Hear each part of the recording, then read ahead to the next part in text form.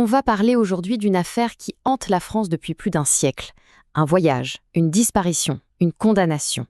Mais cette histoire, c'est bien plus qu'un simple fait divers. En fait, elle pose une question fondamentale sur ce qu'est la vérité, du moins aux yeux de la loi.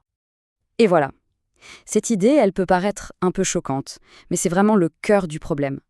Ça met le doigt sur un conflit énorme. D'un côté, il y a ce qui s'est vraiment passé, et de l'autre, ce que la justice décide être la vérité. Alors, plongeons dans cette première partie, la grande question de la justice. C'est la question, qu'est-ce qui se passe quand la décision d'un tribunal divise, quand la réponse de la loi ne convainc pas tout le monde ? Pour bien comprendre, il faut absolument faire la différence entre deux choses. D'abord, la vérité factuelle. Bon, c'est simple. C'est la réalité, ce qui s'est passé. Le truc, c'est qu'on ne la connaît presque jamais complètement. Elle est souvent floue, incomplète. Et puis, il y a la vérité judiciaire. Ça, c'est autre chose. C'est une sorte de construction. Le résultat d'une procédure, avec ses règles, ses preuves. Son but, c'est de mettre un point final, pour que la société puisse avancer. Ce n'est pas la vérité, mais on fait comme si c'en était une. Et ce qui soutient tout ça, c'est ce principe latin. En gros, ça veut dire qu'une fois qu'un jugement est définitif, on le considère comme la vérité. Point. C'est fait pour garantir une certaine stabilité, pour pas qu'on rediscute sans cesse des mêmes histoires. C'est ce qu'on appelle l'autorité de la chose jugée. Bon, assez de théorie. Passons à un cas très concret, une histoire qui illustre parfaitement cette tension. On va parler de l'affaire Seznec. Alors, qui sont les protagonistes ? D'un côté, on a Guillaume Seznec, il a une scierie, et de l'autre, Pierre Quéméneur, un homme d'affaires, un notable local.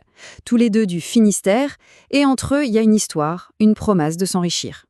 Au départ, les faits ont l'air assez simples. C'est un voyage d'affaires qui, visiblement, a mal tourné. Seznec rentre chez lui, mais il est seul. Quéméneur, lui, a disparu. D'après Seznec, il l'aurait juste déposé à la gare de Dreux. Et c'est là, bien sûr, que le mystère commence vraiment. Et puis, il y a ce télégramme. À première vue, on se dit que ça confirme ce que raconte Seznec. Il est envoyé du Havre, un port où l'on prend le bateau pour l'Amérique, donc ça colle avec l'idée d'un départ précipité. Sauf qu'il y a un hic, un gros détail qui cloche. L'enquête va montrer que l'écriture sur le formulaire, eh bien, ce n'est probablement pas celle de Quéméneur. Au final, Guillaume Seznec est condamné. Et pas n'importe quoi, les travaux forcés à perpétuité pour meurtre. Le truc, c'est que cette condamnation, elle est prononcée sans qu'on ait retrouvé de corps et sans que Seznec ait jamais avoué. Et c'est pour ça que le débat, lui, ne s'est jamais arrêté. Franchement, ce dossier, c'est un vrai sac de nœuds. D'un côté, on a Seznec qui n'arrête pas de mentir, de se contredire. Il est son propre pire ennemi, c'est clair. Mais de l'autre côté, il y a des choses vraiment troublantes. L'un des flics principaux de l'affaire, l'inspecteur Bonny, on apprendra plus tard qu'il a eu un parcours plus que douteux pendant l'occupation. Ça jette forcément un froid sur son enquête. Et puis, il y a ce fait. Depuis un siècle, l'opinion publique, elle, est quasi unanimement convaincue de son innocence. Et là, on a un mensonge, mais un mensonge énorme, presque comique, qui a vraiment pesé lourd contre lui. Seznec raconte qu'il a utilisé une grosse somme en dollars or pour une transaction. Quand on lui demande combien ça pèse, il répond 500 grammes.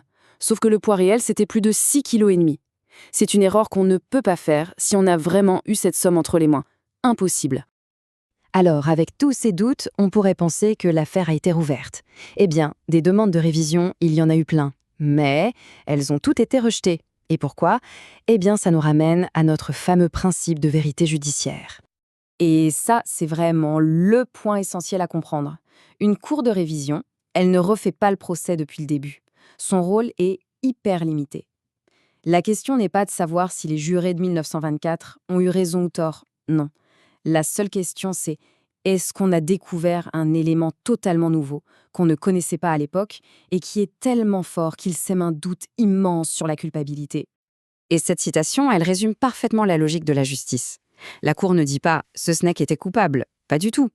Elle dit juste qu'aucun des faits nouveaux qu'on lui a présentés n'est assez costaud pour ébranler la décision de 1924.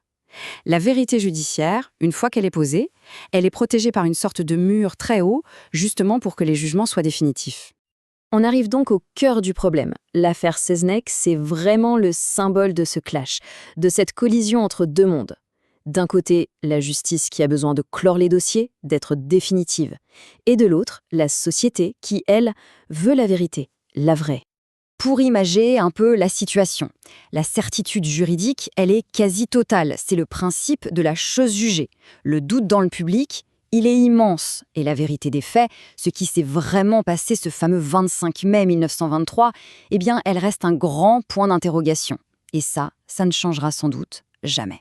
Et c'est peut-être ça la leçon la plus importante de toute cette histoire. Le but d'un verdict, ce n'est pas seulement de trouver la vérité absolue. C'est aussi, et peut-être surtout, de mettre un point final, d'apporter une solution, même si elle n'est pas parfaite, pour que la société puisse tourner la page et avancer.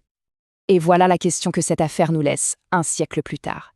Le doute persiste, pas tellement sur la culpabilité ou l'innocence d'un homme, finalement, mais plutôt sur cet équilibre si fragile entre le besoin de certitude de la justice et notre soif à tous inextinguible de vérité.